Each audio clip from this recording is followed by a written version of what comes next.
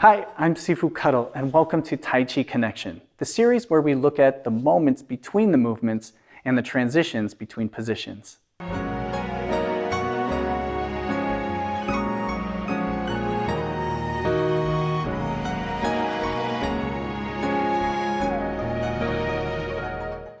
In this video, we're going to be working from a left kick to turn around, to do a right kick, and then follow up with needle at C bottom.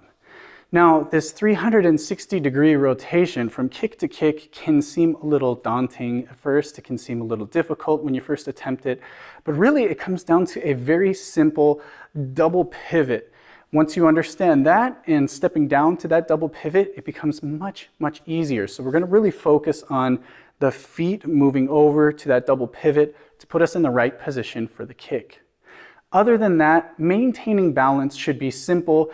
Anytime you're spinning or turning, when you have one-legged balance, you just want to think of collecting everything in together. When we have our limbs extended, it's very easy for us to think that this is a good way to balance because naturally we would want to extend out for counterbalances. But when you're doing Tai Chi and you're moving slow, it's actually easier to throw yourself off balance because once our limbs are extended and you have a leg that comes up and it changes and it moves closer to one arm, it's going to weigh you over to that side. And once we start turning around, it's going to affect that as well. So it's much easier to turn when we collect everything together and then you just pivot straight up and down, keeping your shoulders over your hips. And you'll find this has a huge impact on your balance while you're turning. Okay, so keep these things in mind and let's get to it. The key to this technique is pivoting the feet at the correct time. So let's take a quick minute and work on the pivot and then we'll employ it from kick to kick. So I'm going to start from a third line stance and I'm going to shift my weight onto my toes. Now I can really raise my heels so you can see for this one, but you don't have to go that high up. We're going to go here and then I'm going to drop the heels down so now that my toes point in the same direction. Again, pivoting on the toes to sit back on the back foot.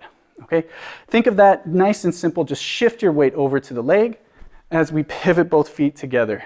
Now you can practice this to either side, center, side, center, side. Simple. Now let's do it with a step. So I'm going to have my foot basically from a third line stance. I'm going to step across and then from here, pivot and turn around. It's a big step, okay? So again, step across, pivot and turn, okay? Again, step, pivot and turn.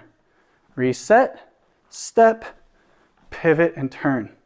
You'll find if your toes are already pointing forward, this is a lot easier to do. So if you feel a little awkward, just start from this position, step, pivot, turn, step, pivot, turn. But really, when we're looking at this from the form, our toes are going to be pointing more towards the direction of the kick. So when we step across, we have to do kind of an unwind and then a double pivot before our second kick. Once you have that down and you feel comfortable with that, we just do it with the kicks, okay? So we're starting with a left kick coming up, out, extend. Now from here, I want to make sure that I don't swing and keep my arms out. It's really difficult to move the body around this way. And it's going to be easier for us to fall off balance. Once the leg moves towards an arm, it's going to be more heavy on that side.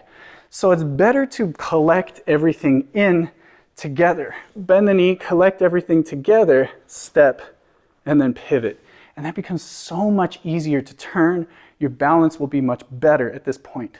So again, once I extend out the kick, I collect everything, step, pivot, and then now I'm ready to kick again with my other hand and foot. Okay? So let's do it again. From here, cross, up, kick, collect, step, turn, up, and kick. From here, we'll step back, withdraw the hand, and then down to our needle at C bottom. And that step is so simple too. From here, withdraw again. Step, think of keeping this hand out, change your foot position, so now you're in that correct stance, and then twist at the waist as we extend forward. Okay, if I'm facing this way for my initial kick, here, extend, bring everything in, step, pivot, raise, kick.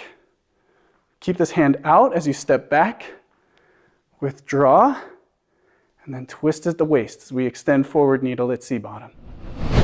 All right, so there you have it.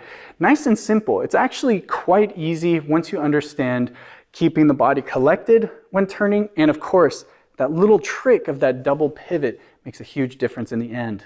The rest of it is just making sure the correct kicking technique is happening and you're keeping your eyes up and ready in motion.